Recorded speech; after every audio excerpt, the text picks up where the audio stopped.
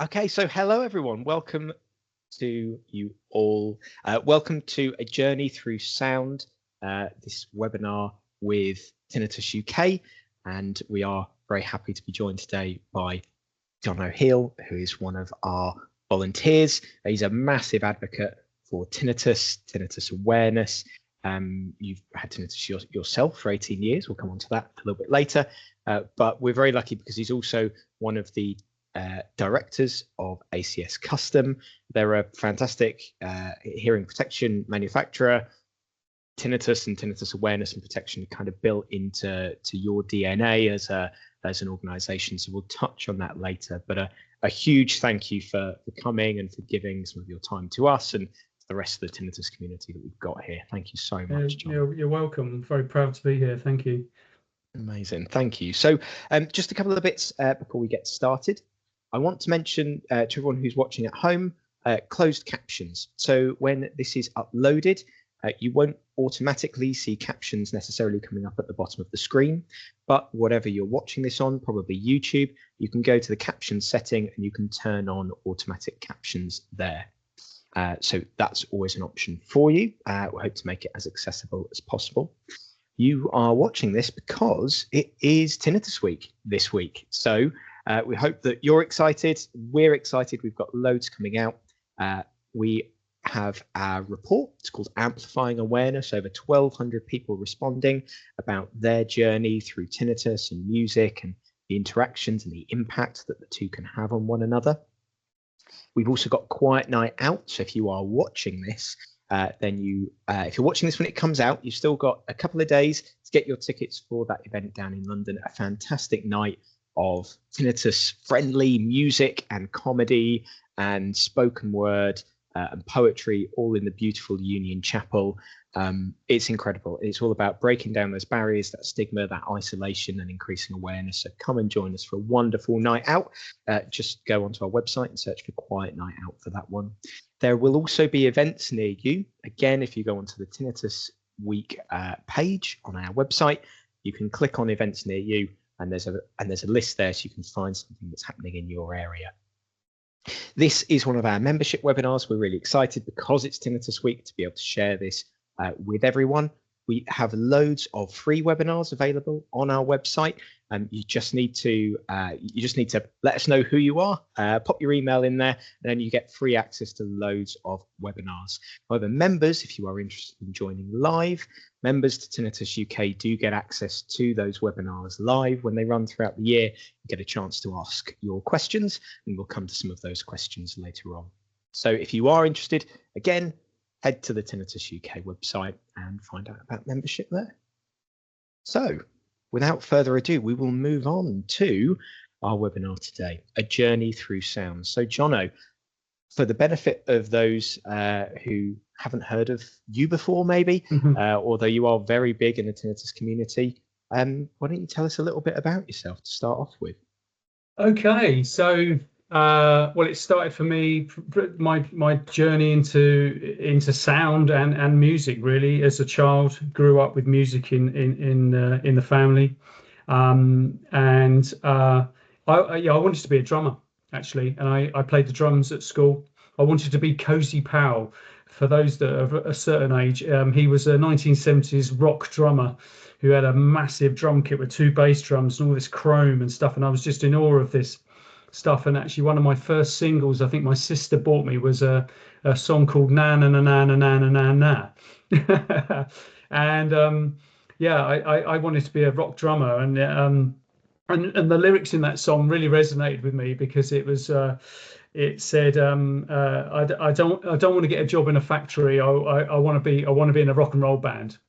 And so that was it. However, in that time I was playing a bit of guitar, and then to get into my first band, proper band at 16, I had to end up playing bass guitar. So so I kind of stayed in the rhythm section but started playing bass, and then that was it for me, basically. So so yeah, and actually did end up working in a factory as an engineering toolmaker. Actually, I did an apprenticeship. Thankful for the experience, but it was not what I wanted to do, and I didn't really enjoy it. But evenings and weekends, listening to music, playing in bands, local bands, pub bands, stuff like that. So that's where it started for me. So music was very much, that's all I ever wanted to do.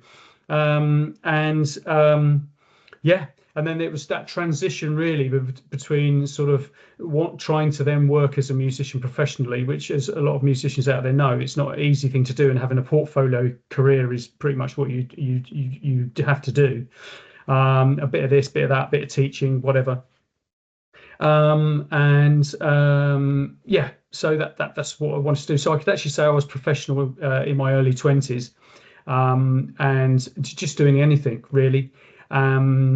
So yeah, and then because I wanted to be involved in teaching, I then did what I was classed as a mature student. Then I did a degree in music at City in London, so to have all the skills I needed to really work as a musician. So yeah, it was my life. I was living the dream really, especially when I moved back up to central London, working on the session circuit there.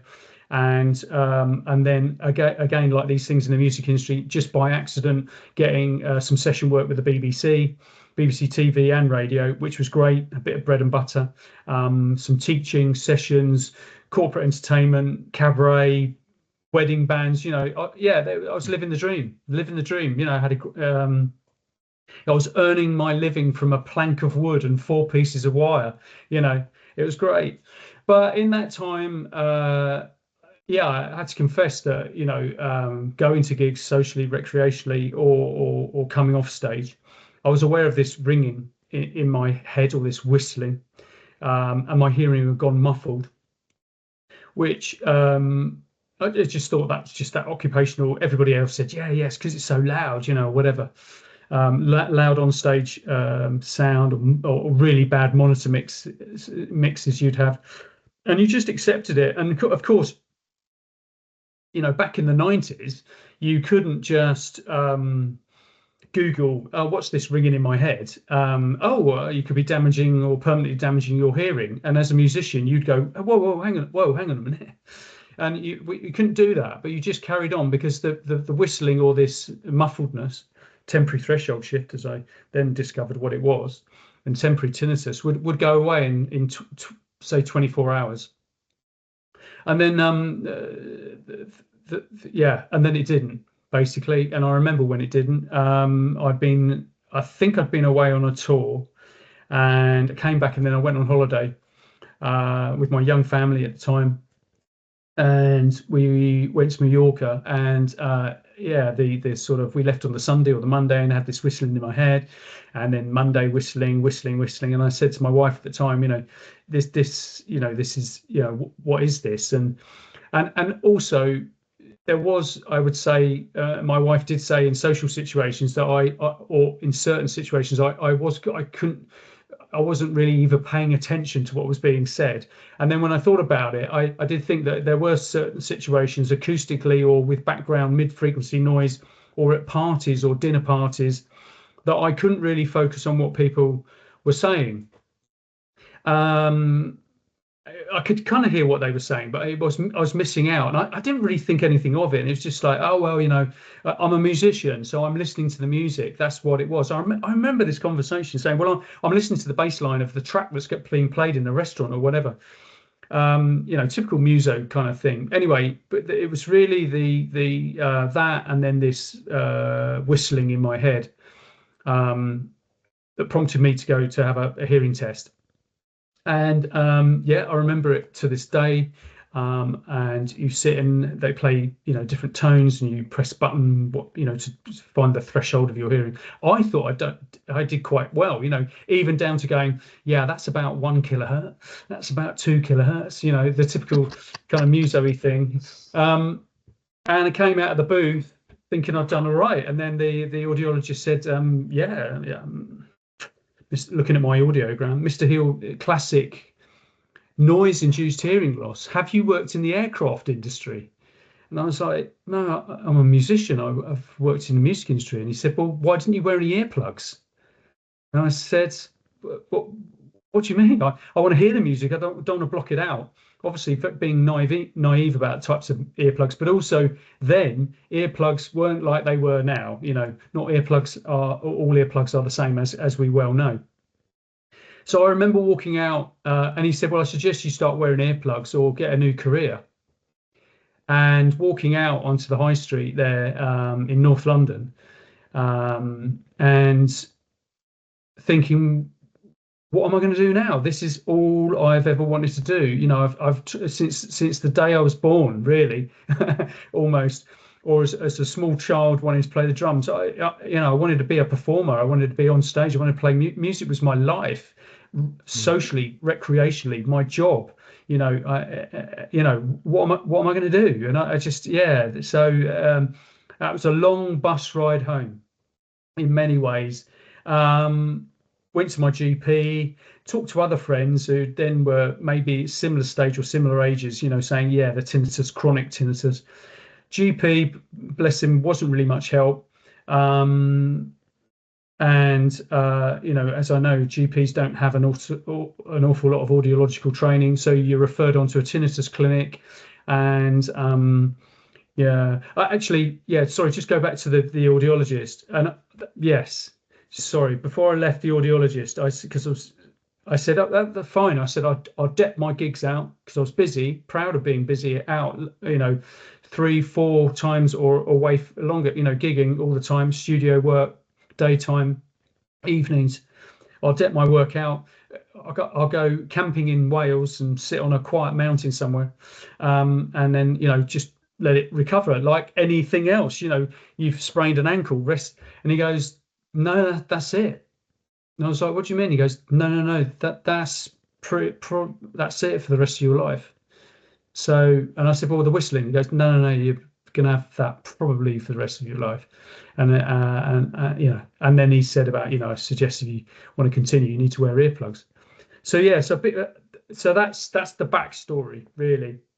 And then because I had a degree in music, I got involved in music education, working with the National Music Education Organisation, and I set up. Actually, they set up one of the first contemporary popular music FE courses in London, at Redbridge College, actually in East London, out towards Romford Way.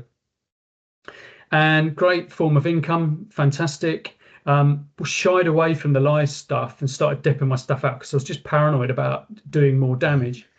But I was aware then, and then talking to the people that all had written the course and the college as well, the college managers was like, well, what are you doing about occupational health and safety for musicians, especially, like hearing health? And this is true. They were like, what do you mean?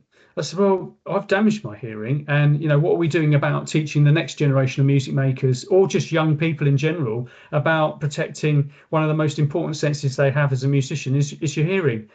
And they were like, wow. So it was I was on a mission then. And with a colleague, we wrote a booklet for musicians that were on these national courses called Play Safe. And in that, it had occupational health and safety for musicians, including a bit about hearing health and stuff like that. So that was where it started for me, whereas like, whoa, And then through working in music education, I went to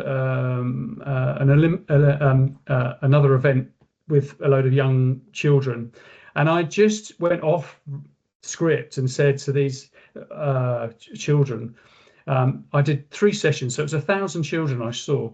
Have you ever been to a loud music event and you've come home with ringing or whistling in your ears? Has your hearing ever gone muffled? And these kids were over a third of these kids were putting their hands up, or listening to music on your headphones or your Walkman or whatever. I thought this is nuts. So I started to make myself a little bit unpopular on knocking on some doors, and I won't say who the departments in education. I said, look, I'm a victim of this. Why are we not doing anything about this? And recreational listening is such a major part of popular culture with the young people. Why aren't we doing more to raise awareness? And then with my own children, especially my own daughter, who came along born on World Hearing Day, the 3rd of March. Would you believe? You couldn't make it up. Who's just about nearly to turn 20 in a couple of months, is I think with her, and then her wanting to learn to play the drums. No pressure from me, but she just wanted to play all these instruments, and there was nothing at school. And then as she went through the schooling process, that there was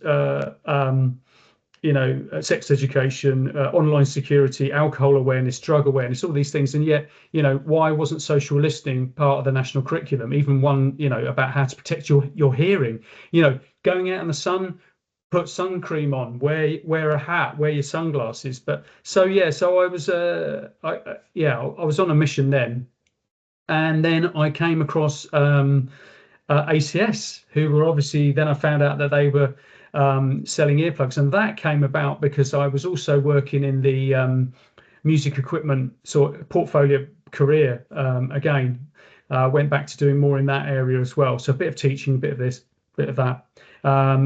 And I was working with a guy who was running the music trade shows at the NEC, and one of the big ones was called Music Live.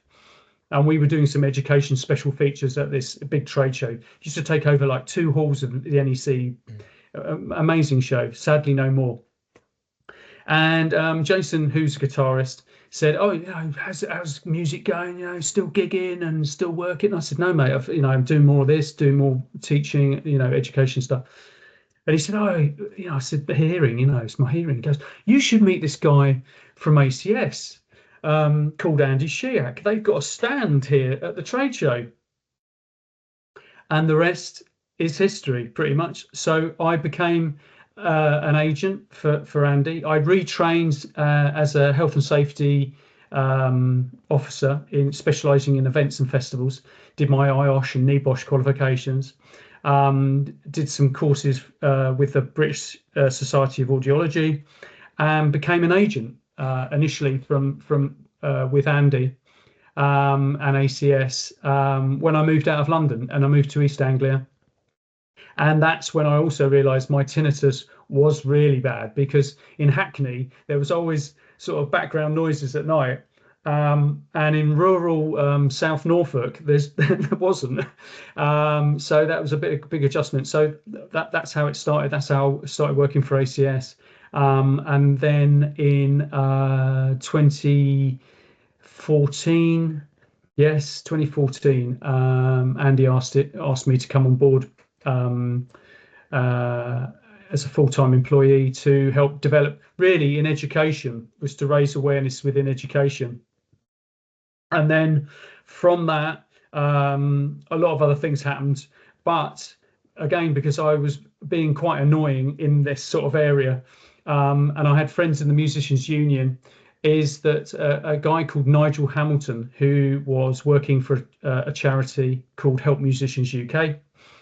I don't know if they thought, to shut this guy up or find out what he's going on about, we'll get him on a steering group committee in developing a musicians' hearing health scheme for professional musicians.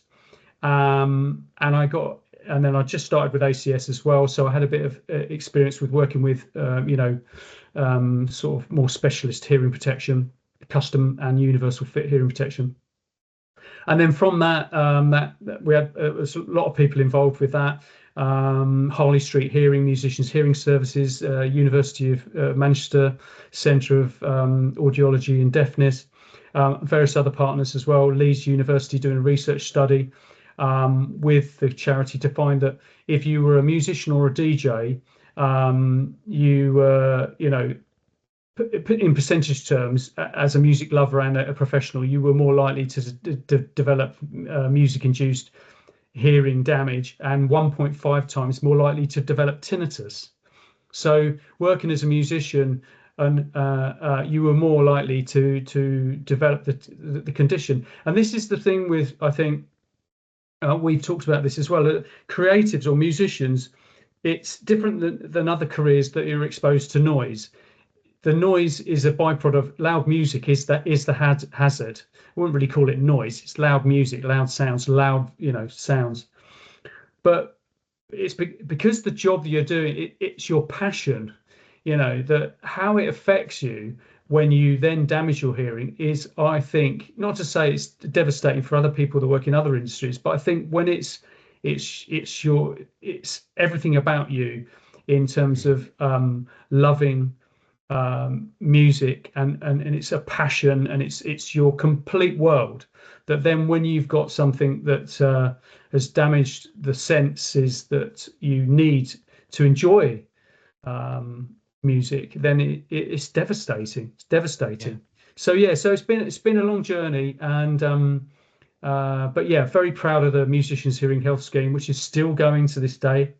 And yeah, and I've now been working for ACS. I'm now director on the board for ACS since well, yeah. So I've been working for them for whatever it is now. My 12th year in professional hearing conservation. Yeah. Amazing. I mean, that's sorry, such a journey from quite a long story. No, what I think what it shows, certainly for me, and obviously, we've got to know each other since I'll say since I've been working for Tinnitus UK, because you've been involved with the charity for a lot for a lot longer. Yeah. Probably won't surprise people given given your story, but I think that's it's so real for you. And when we were talking about this, it's exactly what you said. For people who love music, when something like this happens, when they first experience tinnitus, if they don't necessarily get that right support initially, it can be really, really can almost be especially challenging for yourself, for everyone else who experienced it, to deal with it, because it's not just your work, it's not just your hobby, it's those things together, and it's your social circle, and it's all of your friends, and it's how you relax, and it's how you and it's how you earn money. It's so much of that all comes together. And I think that's why for anyone who's watching this who is a musician, Tinnitus UK runs a specialist musicians support group, totally free. You can access that through the website as well. And I will say, although we're not here to plug this, ACS, whenever you're at trade shows and stuff like that, or when you're doing events and educational pieces, you always take one of our banners with you as well, and and really talk about and promote the tinnitus, the musicians tinnitus hub that we've got on the website, and that group, and lots of other resources as well. So for anyone in the audience who is interested in that, take a look on our website, because there's plenty there. And I know that actually you guys have got some good stuff on your website as well. Yeah. On that note, just the support groups. Yeah, I mean, that for me, that's when I first sort of came across the British Tinnitus Association, as it was called then, and also the Royal National Institute for the Deaf and Hard of Hearing. I think things have changed an awful lot, but it was good to talk. Talking about any sort of problem you've got. As we know, sharing it with another human being that understands, and other musicians that understand as well. Because for me, and I've spoken to a lot of other musicians, just on sort of wrapping up that story, and my motivation in all of this was, I was angry, really angry. I was really angry at education, not just general education, but music education to degree level, professionally in the industry, even freelancing musician at the BBC. No one ever said to me I could be damaging one of my most personal and professional assets that I have in listening to music. So that's what motivated me. And then when it does go wrong, yeah, support is key to this. And when you do share your well, share your problems with anybody. It's just human nature, isn't it? So yeah, thank goodness for the support groups that you run, and we're looking to set up some more as well.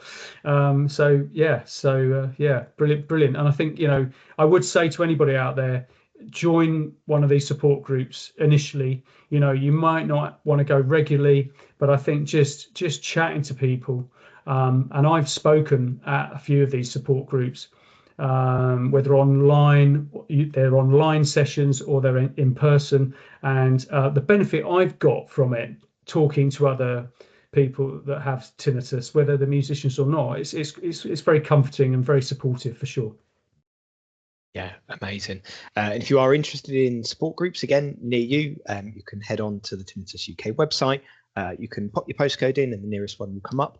I help run the one in York, for example. There's one in Sheffield. They're everywhere. And there's also some online groups if you can't find one near you, as well as the musicians group, which we've mentioned, but also an online group for veterans, which has just started. So if you are interested in some of those ones. Now, and sorry, this is typical Jono Heale. And ladies and gentlemen, exclusive, and I can say this, that we are announcing during Tinnitus Week that we're starting an in-person tinnitus peer support group in Bristol, ladies and gentlemen. So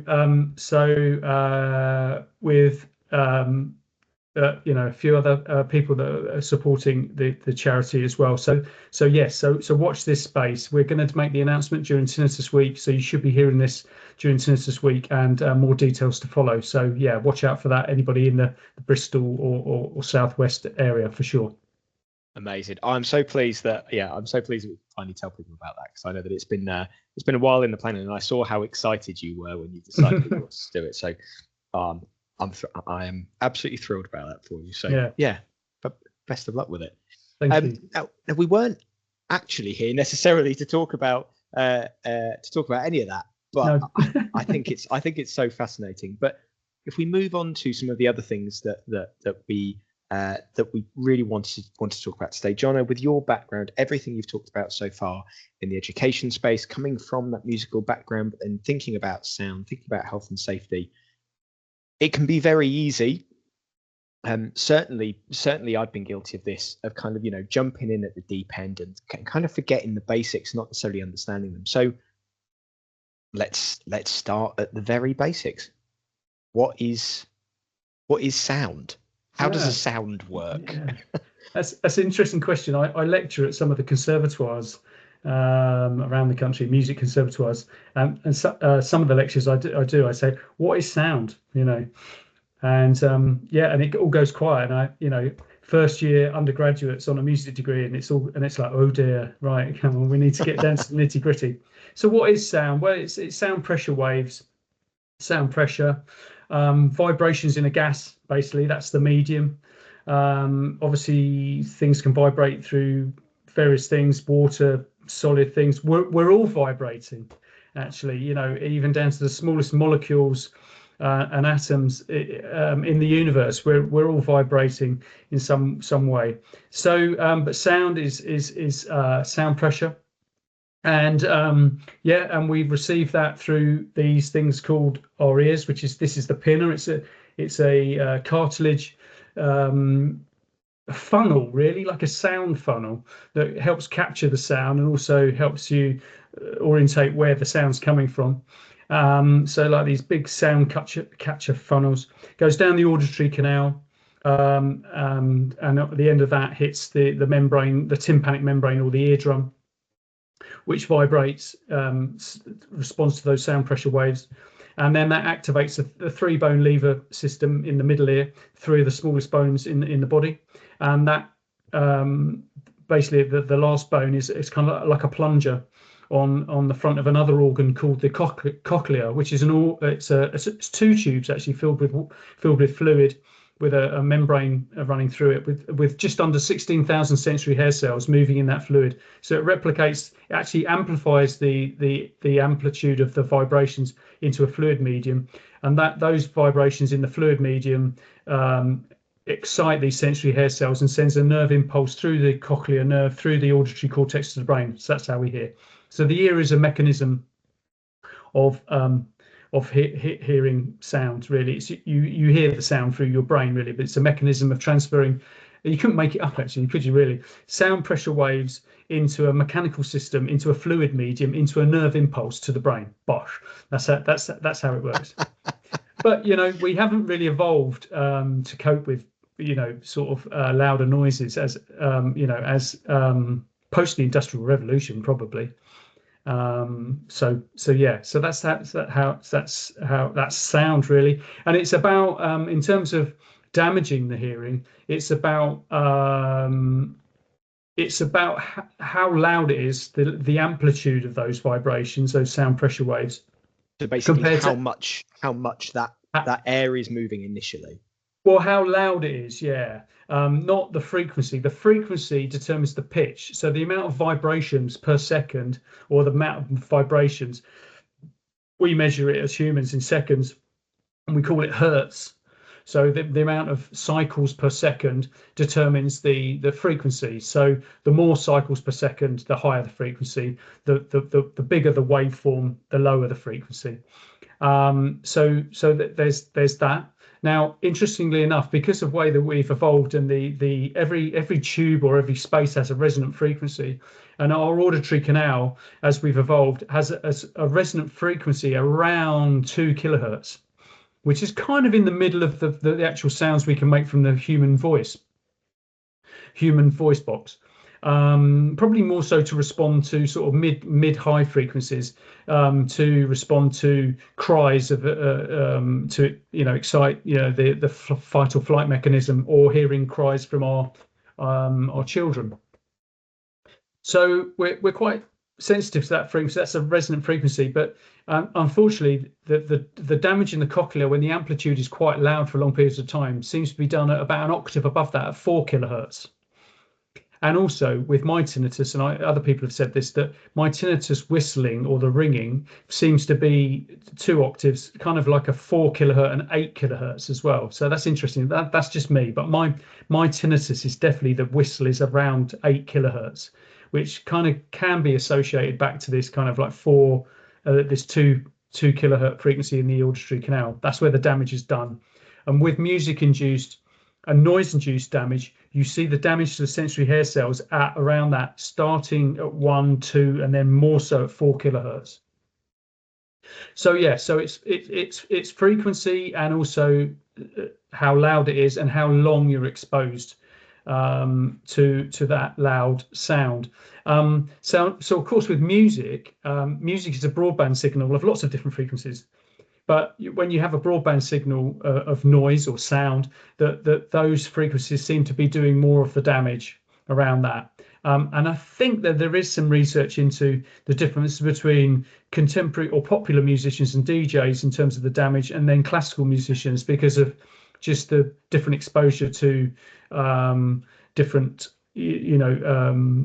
sort of frequency bandwidths, especially also where you might be sitting in the orchestra, compared with being on stage, and you'd be getting the monitor mix of more or less the whole band. You might have different mixes on stage for your instrument or what you particularly want.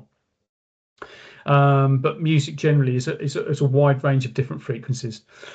So yeah, so it's about how loud it is and how long you're exposed to that sound. So the rule of thumb is, and this is in line with the noise at work regulations under the Health and Safety at Work Act, is that 85 decibels. So yes, so sorry, the amplitude is measured in decibels, which is a logarithmic measurement of sound pressure, because it changes so much. To measure it normally, it would be big numbers. So this is why it's done logarithmically, really. But so is that a bit like, you take one step up, and it is double 10 times as loud, for example? Yeah. So it's a bit like, this isn't so it's a different way of understanding it, and basically allowing for that massive increase in amplitude that we see.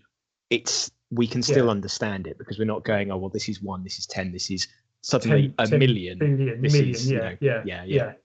So so in terms of decibels, normally how it's measured in terms of listening is A weighted. There's different weightings for the measurement of sound pressure compared to, say, impact sounds or whatever.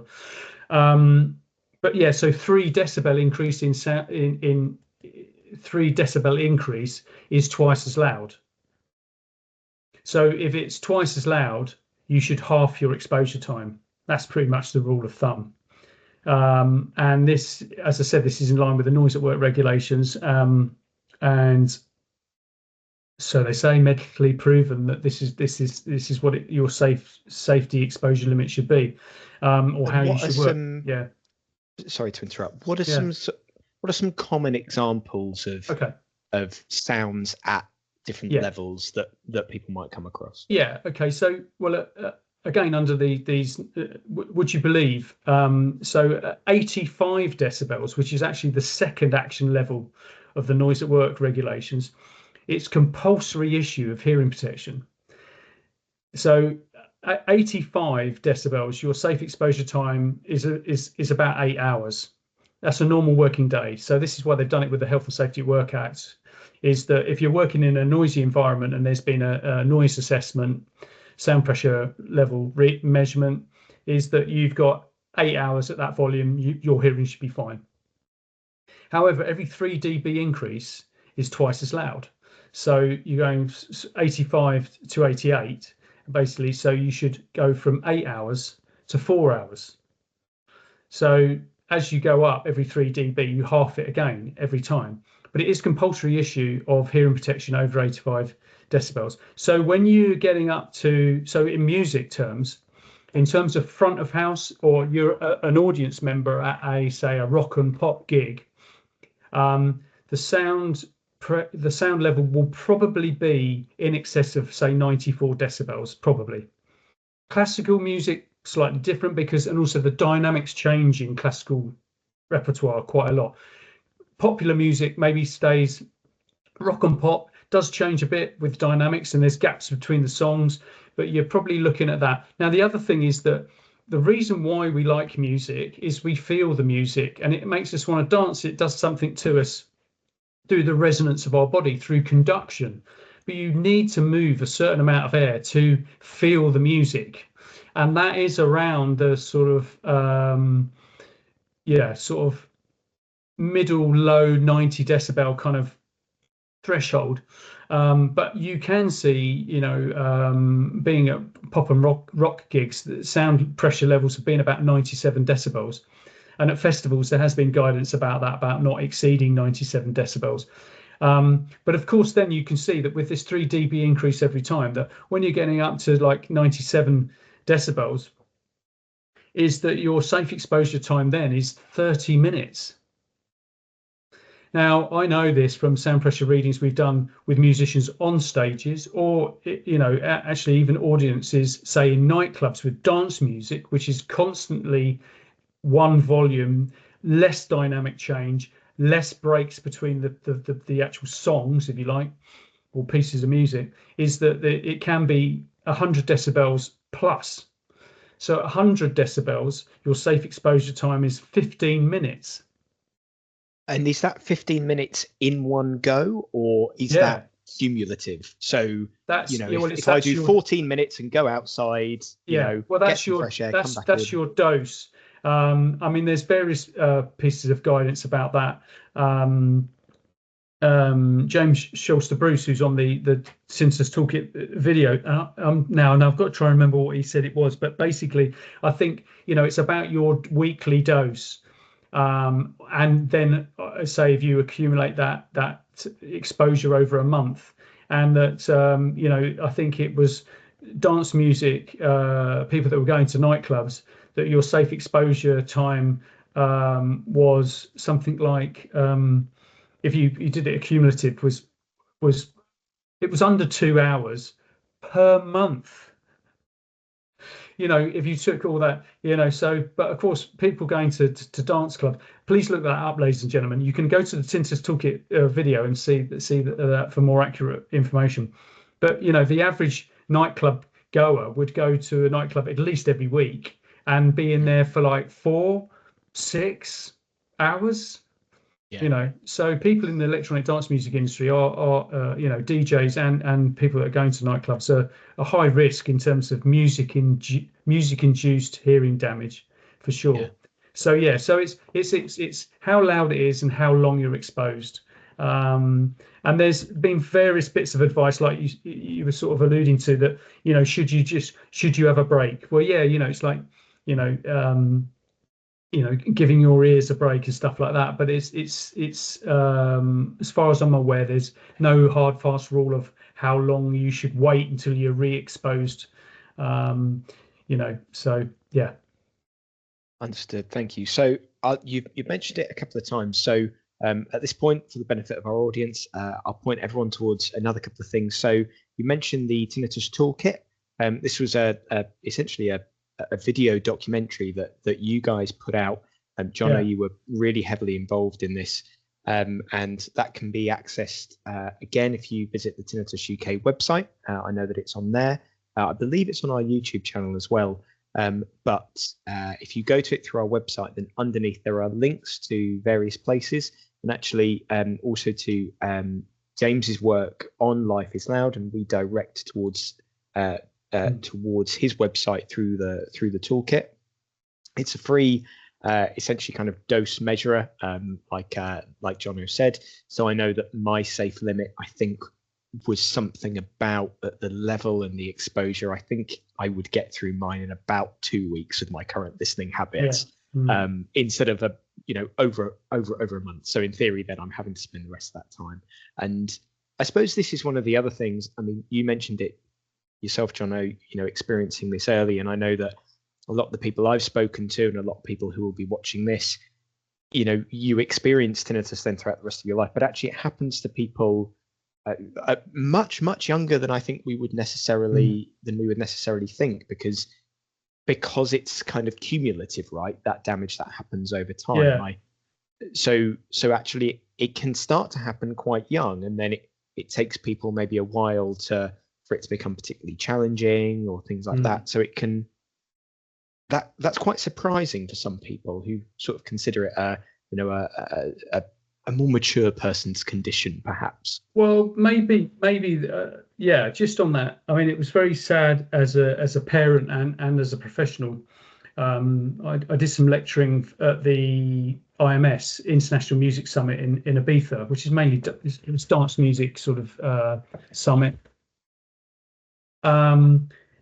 And then young DJs coming up to me afterwards going, I've got what you've got. And it's like, oh, yeah, it will go away. And you're like, well, you talk, and you're thinking, you don't know what to say. It's like, how old are you? I'm 25. But I think also with young people is that, not all young people, but, you're busy lives. You're out a lot. You're doing things. You're in noisy environments. It's busy, listening to music, listening to TV. As you get older, you like more of quiet time. And I think this has happened definitely to me. It happened to me that, it's like I became then, my tinnitus has not got worse. I mean, I've had bouts of it when it has got worse, I think through stress and other things. But I think because, where you live, or you like a little bit more quiet time and not listening to stuff and watching telly all the time, and you like going for walks in nature or whatever. So therefore maybe it does become maybe more of a problem because you're just more aware of it, because you haven't got these masking or auditory distractions to take your mind away from it. So it is sad. And then seeing that this is how we can get on to talk about earplugs or hearing protection or just safe exposure, is that all of this damage through noise and music induced hearing damage and music induced tinnitus is 100% preventable. And that's the really sad thing, really, that once the damage has been done, that's kind of it. So yeah, I think young people who especially enjoy going to electronic dance music events are at higher risk. DJs, people working in the electronic dance music industry in general, probably slightly more at risk because of the exposure times. And I think also musicians, because we would do the sound check, go away, green room, whatever, you come back, you do the gig, 45 minutes, 90 minutes, whatever, go away. You wouldn't really stay. You'd maybe hang around, or you do the get out and you'd go, and then next gig or whatever. Whereas with DJs, I think, talking to a lot of DJs, they're in the club checking out the other DJs, then they're DJing themselves. and trying to cope with really loud, especially younger, more inexperienced DJs coping with really loud sound in the DJ booths. But because they've got the gig and they don't want to make a fuss, they don't want to ask to have the monitors turned down. Yeah. So I think the electronic dance music industry, is a big problem. But the internet and social media has changed things a lot, and maybe getting on to talk about earplugs. This is why a lot of the fashion brand of earplugs have been so successful, because young people have gone, I don't get that. That's what my dad's got, what my granddad's got. I don't want to end up with ringing in my head, or having to get a hearing aid. So because the information is so available now, it's instant, isn't it? You can find out anything. You don't even have to type it in anymore. Yeah, it'll just come up. You can just exactly just use AI. The matrix of Meta and the internet. You'll be sold things you probably don't even want because you talked about it down the pub. If I start getting adverts for ACS earplugs, I'll know exactly what it is now. Well, just on that, actually, with you talking about the DJ's experience, for anyone who is interested in that, you and I both know Anne Savage, a DJ, really, really big DJ, particularly back in the 90s, who's continued some fantastic work, and actually has taken, I suppose, a similar journey to you. She's trained in health and safety. She's just finished a PhD on the topic. And she's one of the co-authors on the Amplifying Awareness report. So for anyone who is interested in that side of things and in hearing her story, I'd really recommend, again, going onto the website, hearing from her, reading that report, because that's really what it's all about. And it's about just trying to break down those barriers, kind of demystify some of this as well. Yeah. And I think at that point, I know you're champing at the bit to get there. So we've talked about decibels, what they are, how sound can potentially, can put you at risk, can potentially cause damage, and what those listening limits are. So now let's talk about how to avoid that, how to protect yourself, how to reduce that risk. And this is ultimately the easiest thing is going to be earplugs. If you're looking after yourself, you're not asking people necessarily to turn the music down, or you're not saying, oh, actually, could you mix this a little bit differently to the DJ? You're thinking, right, okay, what can I do? I can look after myself with some earplugs. Like putting your seatbelt on in the car. Yeah. So what are some of the options that are out there? If we go from kind of the most basic all the way through, how do they vary? What might people be looking for? Well, let's just see, first of all, quickly, let's just see where personal protective equipment sits really in the hierarchy of control, really. This is more so in terms of work, but this applies to anything. So that the normal hierarchy of control, if there's a hazard that can damage your health or your life, would be that the first thing you would do would be eliminate it, turn it off, reduce it, turn it down. Well, as we said, you need a certain amount of sound pressure level to feel the music through conduction. So it has to be a certain volume. I think probably some places that it is too loud, but even so, you need to move. And as we've also spoke about, is that to feel the bass, you need to move a certain amount of air. But because of the anatomy of the ear, we're more susceptible to damage in the mids and high frequencies. So you go down this hierarchy, and then it's isolate, and all these sort of things. Normally, personal protective equipment is at the bottom of that hierarchy. But it's the paradox is with music is that you need it at a certain volume. You can't turn it off. No gig, no nightclub, and you can't reduce it for whatever reasons. You can't really isolate it. You can probably education and training, raise more awareness and be aware of your exposure time, and take breaks and stuff like that. But if you want to enjoy loud music for long periods of time, you have to really use some form of personal protective equipment. Now, earplugs. So earplugs, as we know, they're probably the first thing people may think of is a foam earplug, and very cheap, fair enough, very accessible. But that is an auditory block, and it stops the sound waves going into your ear. You can still probably hear the bass, but it will affect your musical enjoyment. It will affect the clarity, especially in the mids and high frequencies. And also, socially and recreationally, is that when you put something in your ears, you can't hear people you're with. You lose your situation awareness. You can't talk to people about the music or whatever, or what drink do you want at the bar, or even have a conversation with the bar staff, say, for example. So what you need is an earplug, really, that turns the volume down. It attenuates the sound pressure levels. And this is where the sort of clever science comes into it, really, is to create an earplug that turns it down enough to doesn't spoil the musical enjoyment, and also can maintain a certain amount of situational awareness and communication. So it's attenuating, or they call them linear filtered attenuating hearing protection, of which there's loads on the market. Of various specifications and various qualities, but that's what you want to do. So going back to that 3 dB increase in sound pressure as you go up, is you should half your time, but every 3 decibels you attenuate, or 3 decibels you turn it down, you double your time. So on that example, the Tinnitus UK earplugs that I've got here, they are, I will say, for complete transparency, they are manufactured by ACS. The safety information and instructions are on the box. These are the ones that our members get. They're the ones that we'll be handing out to people at Quiet Night Out as well. So these are called the Picato 16s, and that 16 means something very specific, right? So it's 16 is the SNR, is the average attenuation. Now, in listening to popular music, dance music, and also just maintaining a sort of situational awareness, the sweet spot really for attenuation is sort of between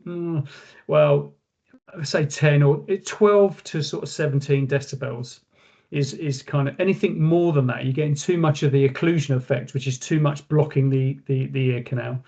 Not necessarily, it can affect your communication. So the Picato 16 has an average attenuation of 16 decibels. I would say to myself, it's a great earplug because it's just the right amount to increase your exposure time, but you can still have a conversation and still maintain situational awareness, as I said. So going back to that, if it's reduced, if you're going from 100 decibels, which is your safe exposure time, is 15 minutes, obviously then reducing it by 16 decibels average, you're going down sort of then over that 85 decibels. So you've gone to sort of over 8 hours basically just with that earplug. So that's quite a length of time. And I will say, as long as it's fitted properly, this is the thing with any universal earplug, it has to be fitted properly to maintain the seal integrity, so the filter does the work that it needs to do. And that is slightly the disadvantage of universal earplugs, but it's, in terms of cost, accessibility, then universal earplugs, as we know, are very, very popular today.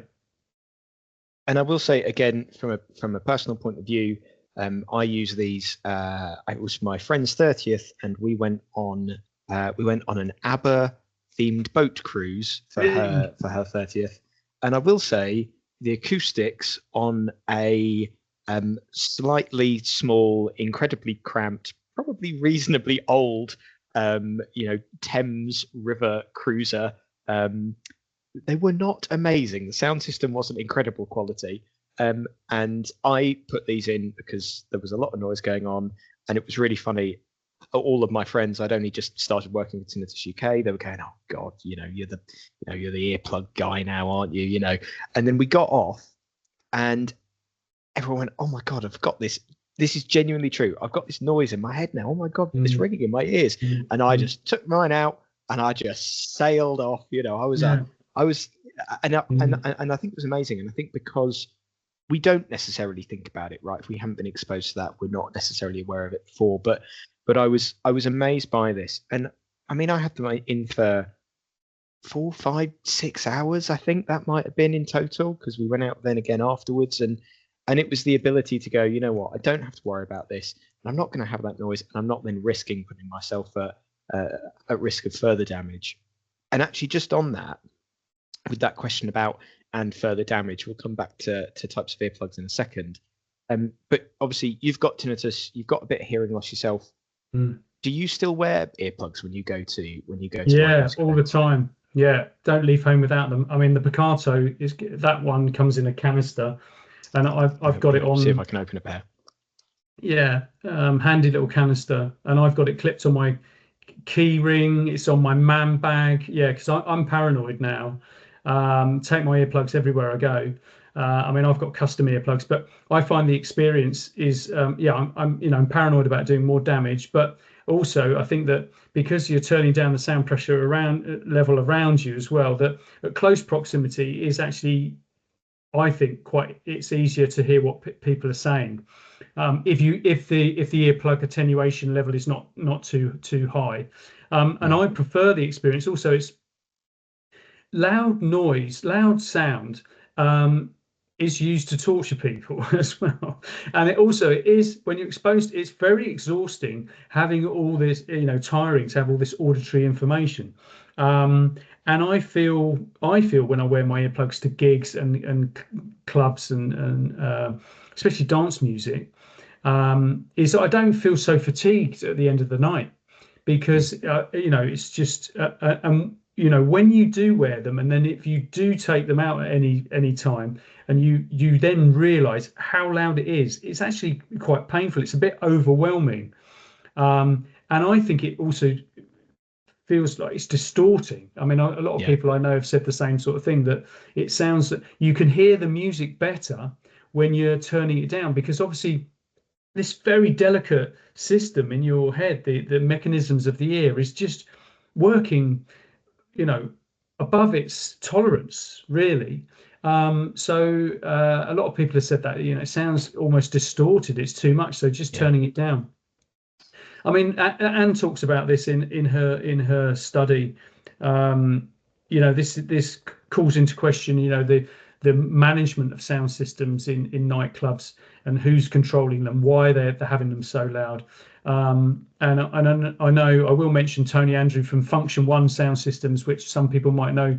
You might know how famous those PA sound systems are, especially in the dance music industry. Is that he showed me a system, where it was beautiful sound and it sounded quite loud, but in actual fact, when you saw what the measurement was, it wasn't that loud at all, because you could feel the bass through conduction and everything sounded really, really good, but the sound level wasn't that high.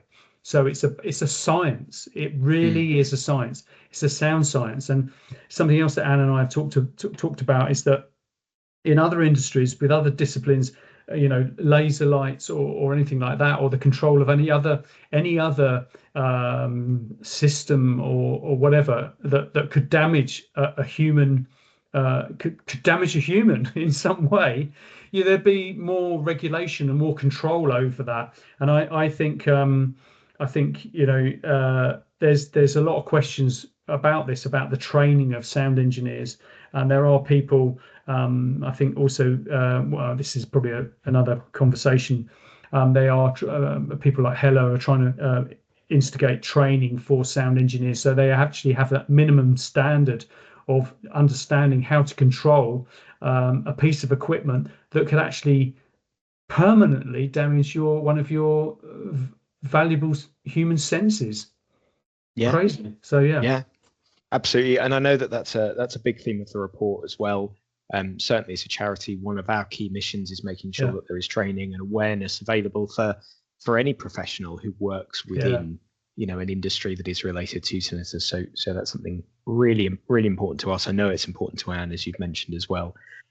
Just coming back to these, so you talked about the importance of having them like properly fitted and properly seated. The advice I always had was basically hold it by the little tab, reach around the back of your head, lift the top of your ear, and then that basically opens up the canal a bit easier so that you can pop it in. Push it in. Tab at the top. so you don't get it caught. It's difficult if it's in the bottom of the tragal notch there. Have it in the top. If you pull the top of the ear backwards, it just opens the ear canal, elongates the ear canal, and then you can get your thumb behind the earplug holding the tab and just push it in, get it nicely seated in there, get a good what we call a seal integrity. So the ear bud is sealing the ear canal, and the filter, which is, if you look at that, there's this filter. So that's where the magic happens. So it's with the ACS earplugs, both universal and custom made, is that it's a membrane technology that the sound still goes through it, or the air, if you like, of sound pressure goes through it, but it reduces the amplitude, because as we've said, it's the volume or the amplitude that is the thing that we want to reduce, really. If you reduce the amplitude, you increase your exposure time. It's funny actually, because I put this in and I thought, I'll just see what it's like actually with the headphones over the top, and it is amazing. I think the clarity still. I will take it out just because. Yeah, they're great. Do you know what? I would say to myself, it's one of my. I mean, we do custom stuff as well, but we do a lot in music education. Music students, I can mention the Royal Northern College of Music and the Royal Conservatoire of Scotland, to mention but a few. That's standard issue to the music students.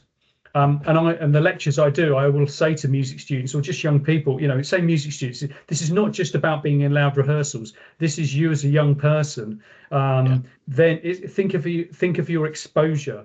Think of it like, okay, how long have I been out in the sun? Well, I've come in for a bit, had a few drinks at the bar, and then I've gone back out in the sun again. And then it's the next day I'm out in the sun again. So it's about your exposure. So I've said to a lot of young people, think of your recreational time exposure as well, because as a musician, you're in rehearsals all day, and then you're out socializing at night and maybe going to loud, noisy pubs. Loud music venues, music in pubs or whatever, so recreationally. And also now, you see, we're all doing it, myself included, using headphones and earphones to listen to music and podcasts and videos when you're traveling. We're exposed to more sound, amplified sound, than ever before in the history of human beings. We could go right the way back and say, well, what's we haven't really evolved to cope with loud sound pressure levels. The loudest thing that you actually, I was looking this up. I'm reading a book called Noises actually at the moment. I can't remember the author. It's about what the loudest thing on the planet has been ever. And there's two that they reckon, just by the size of it. One was the meteorite that apparently killed the dinosaurs, it made the dinosaurs, and the other was when Krakatoa went off. And they could measure the sound pressure levels in other parts of the world. I think it was in the 1800s. Is that right? I can't remember. I think it was like I want to say it was like 1870 something. Yeah. But answers no on an dates. Email. You might win yourself a pair of earplugs. We could do that, but yeah, and anyway, but things like that, volcanoes, it would excite your fight or flight mechanism. So you wouldn't hang around if you heard a lion or a bear or whatever, or you wouldn't hang around. You wouldn't go, let's just have a little bit. You would move away from it. So we haven't evolved to the mechanism of the ear to cope with loud sound for long periods of time. We're supposed to react the same as you don't look at the sun. If you accidentally look at the sun or a spotlight, you get dots in front of your eyes. That's a kind of a bit of a warning to go, don't look at it. Maybe in the future we'll evolve to cope with drum and bass for weeks. And party, like for forever. But at the moment, ladies and gentlemen, no, we can't do that.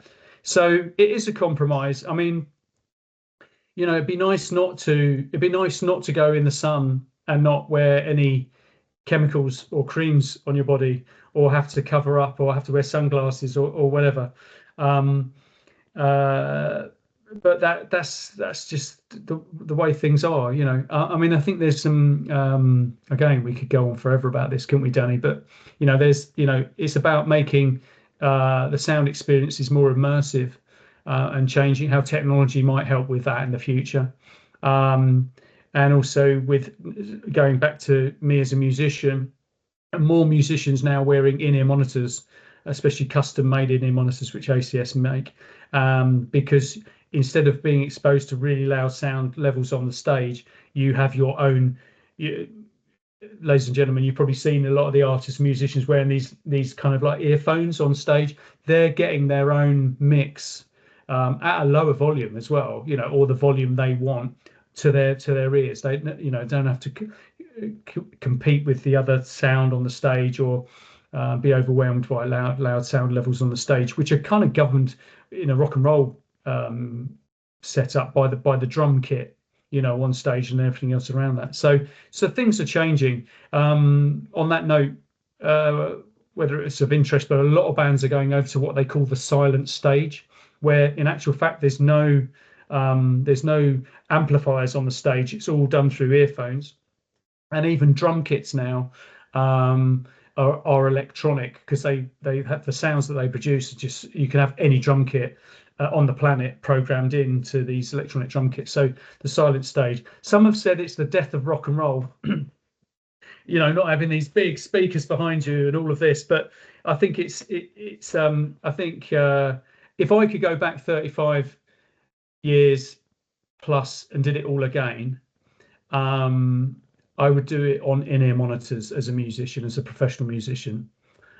However, I probably wouldn't be sat here now talking to you, because it's because of what's happened to me, is that why I've dedicated my life to doing this. So yeah, that is true. I think it's funny. It's you know, we've talked about lots of other kind of safety measures throughout this so far, and I suppose that's a bit like, you know, it's a bit like those people who, you know, when they first come in, right, well, you know, oh, I don't want to wear my seatbelt, you know, I can drive safely, and you go, right, yeah, but you know, having these protections there, you know, whether or not it's legally mandated, but they are for your benefit, you know, and it's all about reducing that risk. And I know that talking about risk is not very rock and roll, but for you and me and the people watching this, actually, you know, we all get that. You know, we all understand it. So I think we're among friends here, Jono. I think you can. I mean, I wouldn't want people, like I've said this when I've done lectures at these music universities and conservatoires,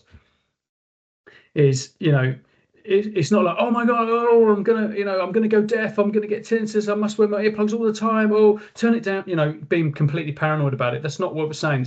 It's like saying, I'm not even going to go out on a cloudy day in case I get too much sun, you know, or whatever. You know, it's all going back to my story, is all I wanted really was for people to be informed, because that's why it made me so angry that I wasn't informed. The same as in the national curriculum, that they talk about drug education, alcohol education, cyber security, online security, sex education. Fine. Now, young people or whatever maybe will experiment or whatever, but they do know of the dangers, you know, and information technology, you know, has provided this information, so it's more available. So it's just about being more informed. But if you still want to go to a loud music event and have a good time and not damage one of your senses, there is a way to protect yourself. Pretty much, you can, you know, I could think of another analogy. You can still have a really good time, but you're protecting yourself. You know what I mean? So, but yeah, I mean that's the crux of it. Yeah, at the end of the day. So yeah. Brilliant. Well, there's a couple more, just from talking about hearing protection with some of the support groups I've been to. There are another couple of types that I'd like to touch on, if that's all right. And then we've got a couple of questions. I've got some bits to kind of to let people know about as well. So let's think about. So we've talked about foam earplugs, which I think you'd agree they're better than nothing, but you're probably not going to have the best experience when it comes to music. No. You've got the universal filtered earplugs, which much better experience. but there are perhaps some downsides to them. Let's say the next step up, if you like, are the custom fit. So they're custom fit filtered earplugs, and this is kind of where. Am I right in thinking that's where ACS Custom actually kind of gets its name from? Is the fact that they are, it's custom product basically. Custom made earplugs. So going back to the how ACS started 31 years ago, was founded by a gentleman called Andy Shiak, who was a musician who damaged his hearing, but he retrained as an audiologist because also he was found that there was nothing really there again a product that could help protect musicians or music lovers, but not overprotect, so it wasn't spoiling the musical enjoyment. So he actually introduced the first musician's earplug, which was an etymologic research filter, but in a soft silicon sleeve or ear mold, a bit like you make for hearing aids. So that was kind of the USP for him, was making, because if you make a custom mold for the ear, well, everybody's ears are different shapes. You're not even symmetrical. This is why guaranteeing how much protection you're getting, the only way to do that is from a custom molded earplug. To be honest with you, you cannot guarantee with a universal earplug exactly what level of protection you're getting really accurately, because everybody will put it in differently. Everybody has different shaped ear canals, different bends. It will fit differently. Some people might not even fit them properly. They might just put it in and think that it's okay, but it's not doing the work that it should be done. The only way to guarantee that is to have a bespoke made earplug that you fit into the earplug, fit into your ear. It fits perfectly to the ear canal. The seal integrity is perfect, and then the filter, the linear attenuating filter, will do its work properly. That's the only way you can guarantee the level of hearing protection.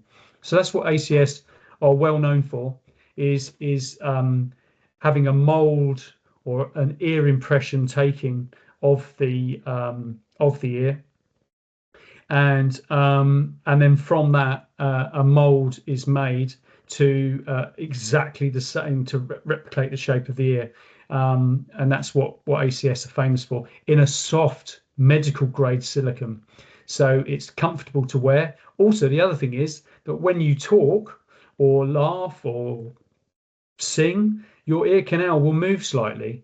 So that's the other good thing about soft silicone earplugs. They will move with the ear canal and maintain that seal integrity. If it's maintaining the seal integrity, it's maintaining that level of protection. So that's the advantages of custom made earplugs. And really, if you're serious about sound, which in actual fact is our strapline, but if you're serious about protecting your ears, really, custom earplugs is the way to go, because they're bespoke made for your ears.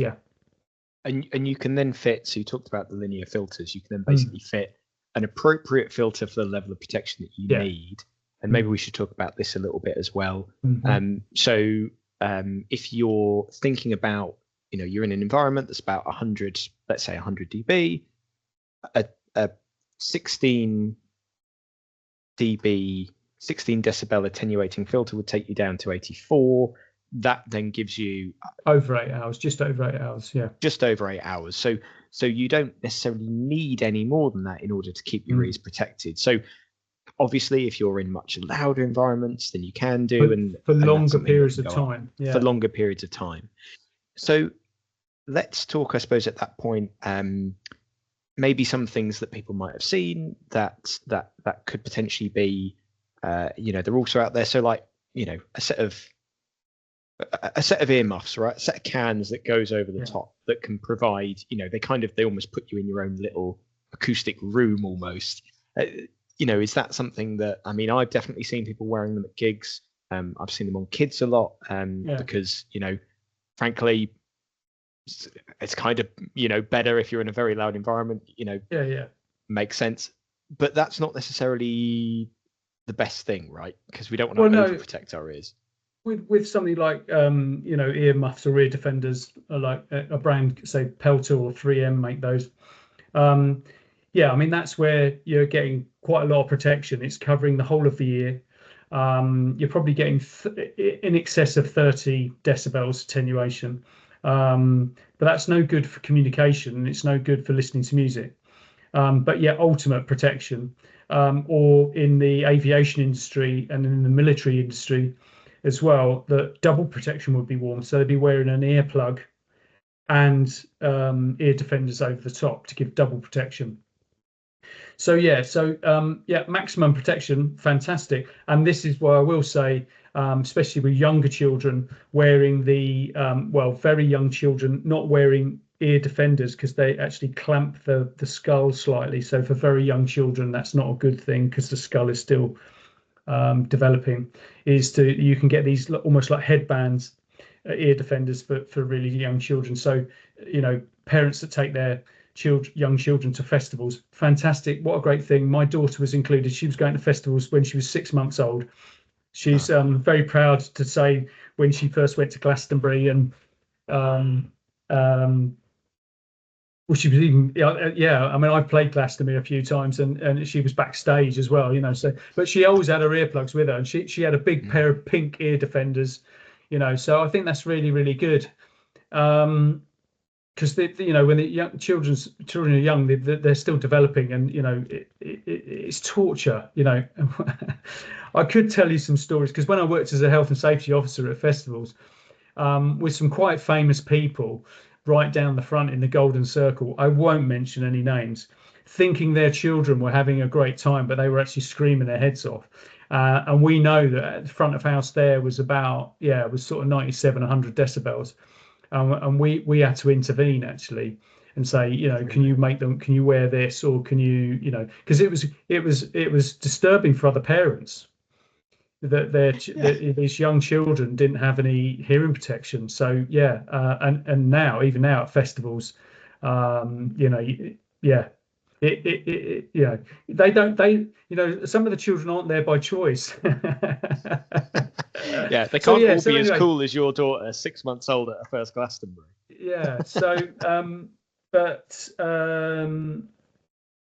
so ear defenders, maximum protection. Then we work down from that. So then we do linear filters at 31 decibels. 27, which is a higher level of attenuation, more for the aviation and motorsport industry because of those high wind noises or high whistling noises like you'd get with jet engines. A 26 filter, which is a flatter frequency response, which is quite good, which are some people in the electronic dance music industry that don't necessarily need to be communicating with people, but they're exposed for long periods of time, but they need a little bit of situation awareness. 26 decibels attenuation is good, around that sort of 100 plus kind of like sound volume level. Then we come down to a 20 decibel filter, which we actually advise for drummers, because it actually attenuates a little bit more in the mids and high frequencies. So for drummers that are especially acoustic, playing acoustic drum kit, you're sat right on top of this acoustic kit instrument, cymbals, hi-hats, impact sounds, cymbals, hi-hats, snare drums, all at these damaging frequencies, as we've spoken about before, that can be more damaging to your hearing. So from 1 kilohertz up. So we have a filter that attenuates more of those frequencies. And then we have our a filter, which we're very proud of, is the 17 decibel, the Pro 17 decibel filter, which has an almost flat frequency response. So it's like turning the sound level down evenly at 17 decibels, which generally for DJs, music lovers going to loud music events, brilliant. It's just, you still hear everything as it is supposed to be, just turns everything down. And it's sort of on the upper end of this sweet spot of kind of like sort of 13, 14, 15, 16, 17 decibels, not too much attenuation, not too much occlusion. So then we've got 15 decibels and then 10 decibels. So it's a wide range of filters for various different working environments, or as a musician, if you're a brass or woodwind player or a singer, you don't want too much occlusion effect, this sort of kind of like sticking your fingers in your ears kind of thing. hearing the low frequency energy trapped in the head or in the ear canal. So sort of 10 decibels to 15 decibels is more recommended.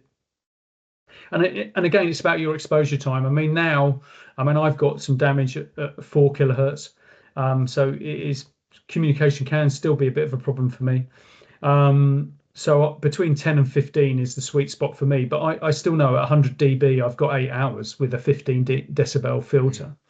So it's finding the right level of attenuation for what you're doing, whether that's in a working environment or recreationally. Fantastic. That's brilliant, Jono. And I think certainly there are conversations I've had with audiologists as well who've said, it's about finding the right level of protection for you, because you don't want to. There are risks with overprotecting. So I love how you've specified the use cases for some of these different filters, because right, if you're a drummer, this is the one. This level, it's designed for for military or industrial use because of those higher levels. For anyone who is experiencing sound sensitivity and wants a bit of help with that, you can go again to the Tinnitus UK website. There's a sound sensitivity online support group as well, that's there, that's run by some brilliant volunteers. So you can always take a look there. It's connected to but separate from tinnitus. I know there are some musicians that we know, Jono, who experience it, and it can be a very, very tricky experience in a different way. So if you do need help, again, there's help there around sound sensitivity and hyperacusis as well. Thank you so much for that, Jono. We've got a couple of questions, if I may. We are. Oh my God, I could talk to you for hours about stuff like this. I mean, we already have done across the. Yeah, I annoy a lot of people because I do talk a lot about it. That's all right. We can edit a lot of this in post. You watch. It'll be slick as anything. Yeah. But it's an important. I mean, you guys as well. The fantastic work that the charity does. This is important about supporting people that. Whether they've damaged it through noise or music, or they've just got tinnitus. It's about supporting other human beings. You know what I mean? So it is important. And as I've said, talking about it, either listening to other people talking about it or being involved with it, it does help. It definitely does help for sure. Yeah, for sure. Amazing. So we've got a question. We've kept the questions anonymous, just because we never know how comfortable people are with sharing some of their own names. But we've got someone here. He says, I am an amateur musician playing keyboards and can spend several hours wearing headphones when playing, which actually can make my tinnitus worse. Yeah. I've suffered from worsening tinnitus in one ear. I'm looking for advice on how to mitigate it while still being able to listen to music, especially while wearing headphones for extended periods. Yeah, headphones is a difficult one, because you get in your own little bubble a bit with it, and as you, and same in working in studios or with near field monitors like this. I remember at the BBC, they used to have a sound pressure meter at the back of the room just to monitor it, because as the day went on, you'd find that you would start turning up the speakers as your ears got a bit more tired.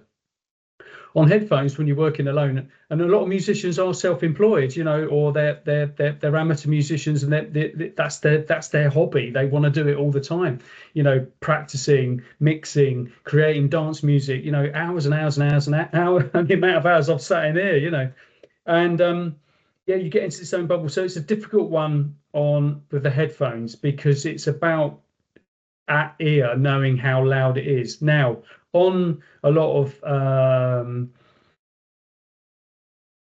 Apple and Android phones now, you can get apps and things, and the actual phones will monitor the output.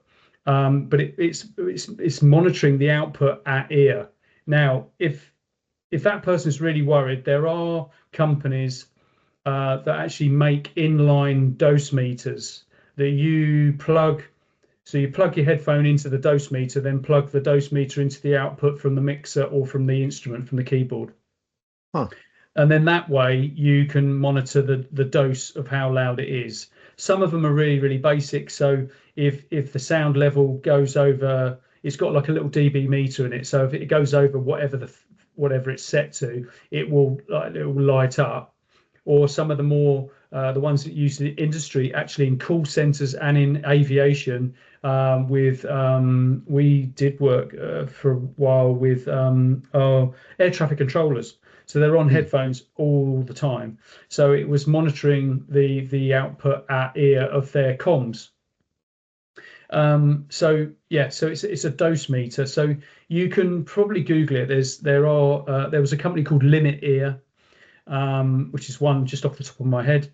But yeah, it's knowing what the output level is on your keyboard to know that, okay, that's fine at that volume. How I've got it set on the instrument, I can practice for an hour and then. But what I would say, as a musician, and as a music teacher, is take breaks. Give your ears a break, but also give your brain a rest. It's a physical thing, playing most instruments, well, even singing, do you know what I mean? So physically give yourself breaks, do some practice, take a break, give your ears some breaks. I think, just give yourself a break. But I know what it's like. I mean, I've woodshedded myself when I was working as a session musician and practicing, especially doing lots of different things, hours and hours and hours until, your hands were falling off. And some of that was on headphones because you didn't, you were living in a flat and you didn't want to bother the people downstairs or whatever.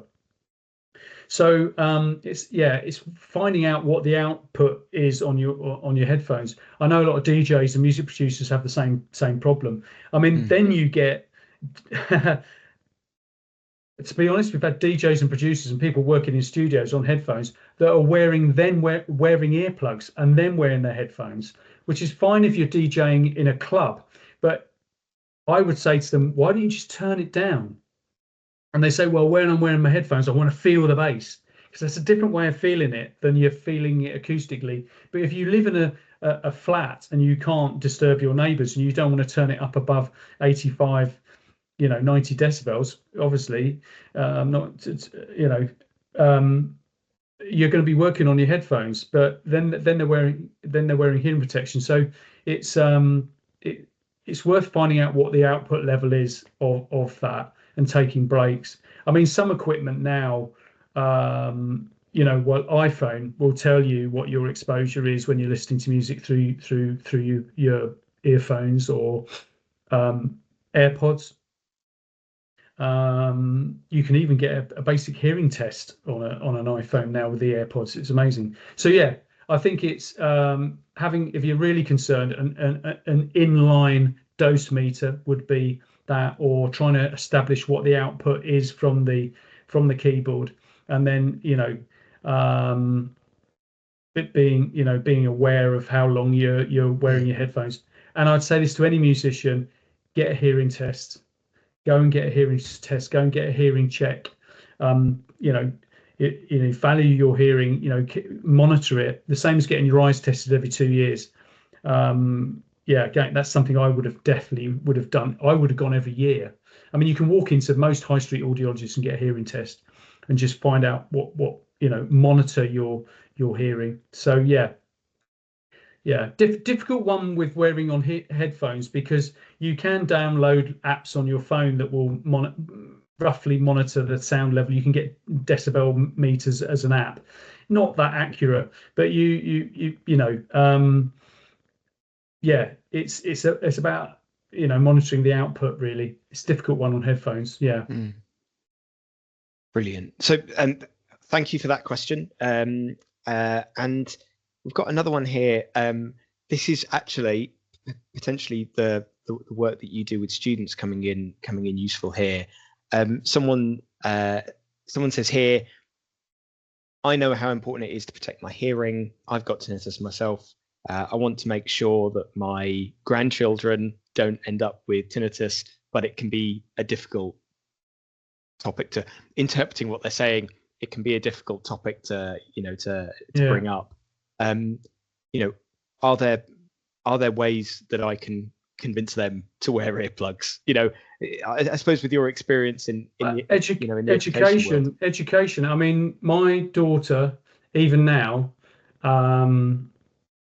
she's got a pink custom molded earplugs, and they go everywhere. And that's just purely education, that she grew up with, being aware, like going to festivals, going to music events, that she had.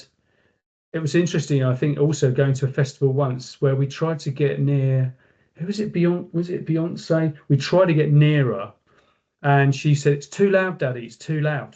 You know, so she was then I don't want to damage my hearing, you know, so, and it was quite loud. We were just near sort of maybe some of the delay towers, or we were nearer the PA. This was at a festival. So education. If you know, as I said earlier, you know, if you it's knowing what the dangers are, and you can make your own informed decision. And if you grow up with that, and I think it's just, you know, I would say there's more danger in young people constantly listening to music through portable music devices than anything else. I think it's you know, it's compounded by that, and then you know, the world is a noisy place anyway, and then you're going out, and then you're going to gigs, then you're going to loud things, and it's this, I guess it's your dose. It's your dose. So I think monitoring, so safe listening starts at home, and yeah, it does. Education starts at home, and I think safe listening, the education of safe listening starts at home. You know, monitoring what the output level is on their phones, how loud they're listening to music, being aware of the dangers of loud music. Yeah, so education, that's it. And not just like, it's loud, wear these, you know, that's not it. It's just like, you know, you know, you know, educating your children, you know, making them aware. You know, sometimes you go, don't do this, you know, yeah, don't get in the washing machine, or, you know, whatever it could be, you know, don't go out in the sun without wearing a hat. Don't go, you know, it's education, but just telling them off and not explaining why, the reasons why you don't do things. It's about keeping them safe. It's life lessons, so it's education. So I would say education is the key, for sure. Yeah. And not just bunging them some earplugs, you know. I think there's normalization in there as well. You know, if you're, you know, to the person who sent this question in, you know, if you're wearing earplugs, you know, and you're going out with your, you know, you're going out with your kids or your grandkids, you know, having a spare pair, because they probably forgot them, but just having them there if they need them, or, you know, or just giving them a pair, you know, in a really friendly way. Yeah. I had a friend, he was 21, and he goes to raves in various different venues, of various different levels of organizational credibility, let's say. You know, and he said, that's a very good way of putting it. I like the way you've just sort of a general sort of description of illegal raves, really. That's what you're saying. Yeah.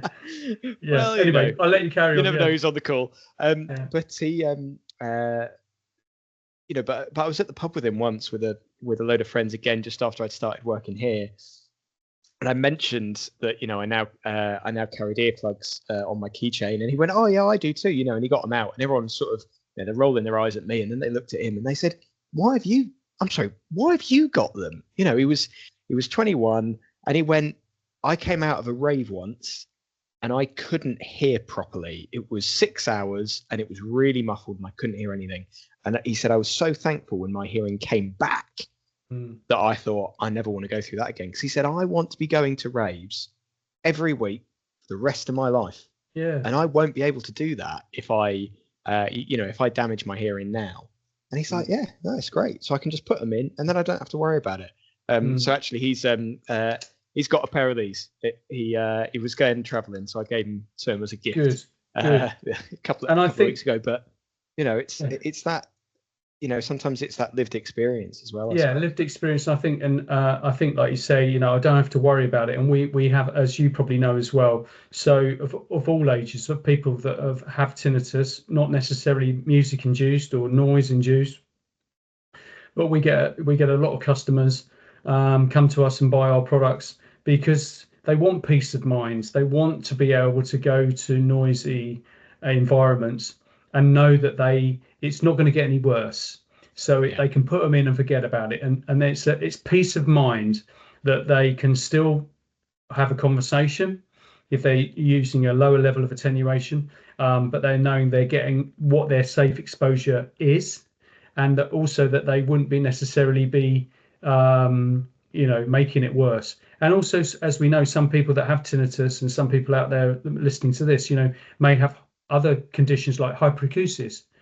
So where, certain frequencies would trigger really bad episodes, or, it could temporarily make your tinnitus worse. I know my girlfriend, especially ex-musicians, means she's sort of very precious about her ear, obviously, as well, or still a musician will say, I get told off for that. Right. We can edit that bit out, don't worry. No, leave it in. I think it's good. I think it's good. But sometimes if she forgot her earplugs, and I'm like, for goodness sake, you're out with the director of ACS for a start, and then it makes her tinnitus worse. And on that note, I have to say, ladies and gentlemen, I'll be completely honest. I have been to events where I say that I have my earplugs with me all the time, and I've been there, and I'm the director of ACS, and I've forgotten them or I left them in the car, and it's like, yeah. So just another quick story on that about how loud it is and how it, especially recreationally. I was at a nightclub in Bristol, and people you may know, but you can control the sound system from a laptop, from an iPad now, from a tablet. And I was on the balcony. It was very loud, and actually the sound wasn't that great, and it was a bit distorted, a bit too much bass. And I was standing there just watching, sort of having a bit, getting out of the crowd really. And the sound engineer came up and was stood next to me with this tablet changing the sound. And I said, "Yeah," I said, "the bass it's distorted." He goes, "Yeah, that's why I'm adjusting it." Like this, we were shouting at each other. And he said, and I said, "But it's so loud." And he didn't know who I was. And he goes, "Yeah, it's all right." He goes, "I've got my ACS earplugs." And I said, "I'm director of ACS." I said, "Why don't you just turn it down? Still have it loud, but just turn it down." But I just thought that was great, mad thing. But it is about peace of mind. It is about peace of mind. I got stopped on the tube once. It was in the summer, and I was wearing a t-shirt coming back from our office in London, and I saw this guy sort of kind of waving at me on the tube. Now I know people on the London tubes, everybody's down like this. You don't look at anybody, and you would. And I thought, this person crazy, or is he trying to get my attention, or whatever? And then he was, "Oi, oi, oi, oi," shouting down the tube. And I looked up, and he was waving his ACS earplug case. And he goes, "ACS, mate, you saved my life. Saved my life. Saved my ears. You saved my life." And, having musicians that say, "If my ears don't work, neither do I. So thank you, ACS," and there are other earplugs out there, of course, but that's a kind of nice thing that, so whether you're a musician or whatever, going back to that peace of mind, and you put them in, and you've got a product that is going to protect you to a certain level, what your safe exposure time is, and you can enjoy being in noisy environments without having to worry. And like you say, it's a very scary experience, like your friend said, having that temporary threshold shift for a very long period of time, and then going, "Whoa, I want to rave until I'm in my 60s," and so I'm going to wear my earplugs. So on that note, the culture is changing, I think, in terms of recreational music listening, but it's still about education. I would like to see, and Anne has backed me up on this, I'd like to see it embedded into the national curriculum. Mm-hmm. I think there's still work to be done there. But education is the key. Bottom line, what can hurt you, and what you can do about it. And I think as responsible adults and parents, that's the duty of care we have and responsibility we have to the next generation of music lovers, or people exposed to noise. Yeah, no, I think that's bang on, Jono. I think it absolutely is, and it was really interesting actually to see some of those shifts that have happened. Educating myself, increasing my own awareness, but actually seeing it. As soon as you're aware of it, you see it more and more often, out in the real world, and it is really shifting. And to be honest, this is not it's not something we can do on our own. Not Tinnitus UK, not you guys. We've all got to work together, and it's and we are getting there. And this report that's coming out is part of that story. The reports that that R&ID have put out, in the past. We've done some research before with the University of Manchester. I know that you guys have as well. You've got some people working with you at the moment from Manchester. The UK Hearing Conservation Association, who have invited us along to their conferences, and the other ones that we go to. There's so much happening here. I should also mention Listen for Life, the campaign from the Nighttime Industries Association, who are looking at this from an industry perspective, and we work closely with them. Heale and James Bruce's Life is Loud campaign. There's so much going on there. So for anyone who's watching, there's a little, I suppose, a little list just of references for you guys to go through. If you are interested in looking a bit more at this, there is loads out there, and that tide is really starting to shift. We've come a long way. I've seen in just over a decade. Talking to young people or talking to music educators. In industry, it was different because noise at work regulations, Health and Safety at Work Act, etc. But recreationally, and the market is saturated by, I call them more the fashion brand of earplugs. Some are better than others. But anything's better to protect you. So, but the culture has changed so much. We've come a long way, and thank goodness, thank goodness we have, because it's at the end of the day, hopefully it's less people that are going to end up like me. I think they could do worse than end up like you, because you're such an advocate for it. I meant more about the. Yeah, people are going, someone like you talks like for England. But tinnitus, tinnitus is, and it affects people in different ways. I mean, I think, on that video talking to other people that we've got tinnitus and how we've managed it. It's about managing it. I was told, tinnitus clinic nurse going, well, really, Mr. Heale, it's a bit like a bad back. Once you've done it you kind of like never really quite get it back, especially as you get older, and you've just got to manage it.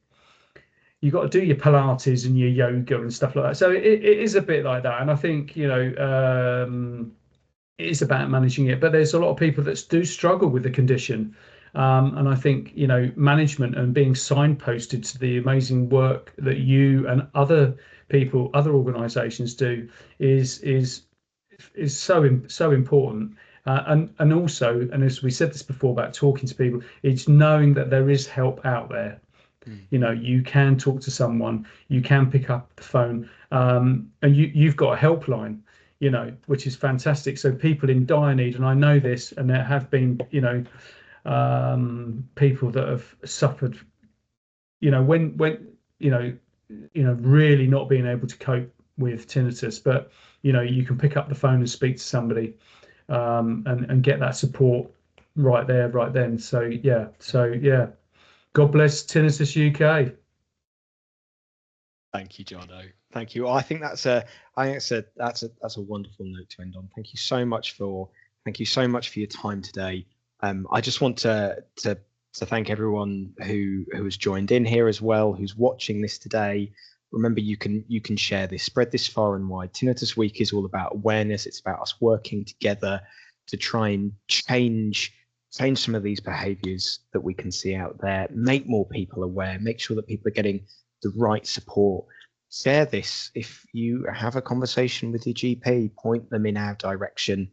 And if you know people who work in the music industry who are really into their music, it's likely that they are already thinking about this, even if you don't know about it. So have a conversation with them, start that dialogue, and we'll be able to do this together.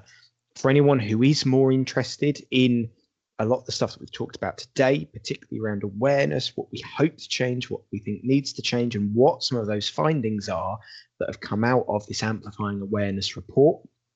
I would really recommend, if you haven't already, sign up to receive your digital copy. That will be launched, I believe this is meant to be going out on the Monday, and the report will have dropped that day. Keep an eye out for any coverage. We'll be on the TV and radio talking about it as well. It will be in the newspapers, so fingers crossed. Lots of amazing work there, with yourselves and with various partners too. We'll also be taking this to the House of Lords, and you're actually going to be joining us there, Jono. So that is very exciting. So we'll be there on the Wednesday. Yeah, we're looking forward to updating you on how that has gone. Once that's all done. Quick reminder for Quiet Night Out: if you do want a pair of your own ACS Picato earplugs. Fantastic starting point. As I said, I've got at least one pair. In fact, I think I've got 3 floating around on in different places. Then you get a free ticket, a free pair with your Quiet Night Out ticket. If you aren't down in London or you can't make it for that gig, you also get them when you join as a member of Tinnitus UK. You get a free pair there. Just on that, this webinar, these kind of webinars, they're happening all across the year.